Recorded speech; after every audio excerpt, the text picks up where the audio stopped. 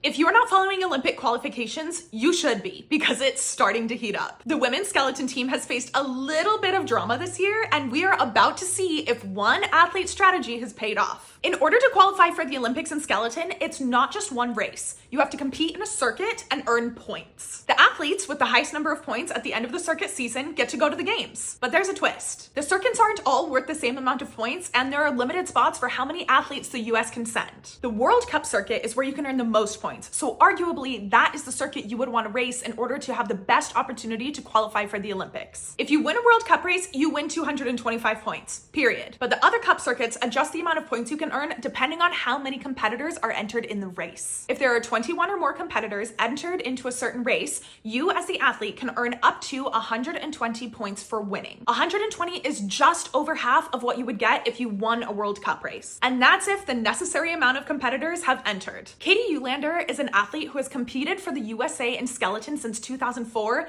and has been to 5 Olympic Games. Now at age 41, she's trying to get to her 6th round of games, but encountered a hiccup early in the season. After the conclusion of the skeleton selection races in the fall, Katie was not put on the World Cup team list. The team selected was Mystique Rowe, Kendall Wessenberg, Sarah Roderick, and Kelly Curtis. These are the athletes who arguably would have the best opportunity to secure a spot competing for Team USA in the Olympics this year. Bear with me because this is where it gets wild. Athletes from Team USA are not allowed to jump from circuit to circuit to circuit throughout the season and race as many races as they can get under their belt. You have to start off with one, and then at the mid-season point, you have the opportunity to switch. Katie was assigned to race the North American Cup, but petitioned to race the Asian Cup instead because she saw that cup circuit would have full participants and gave her the opportunity to win the full amount of points. After a review process, she was granted the opportunity to go to the Asian Cup, but it was still a gamble. In order to have competitive point totals compared to the women on the World Cup circuit,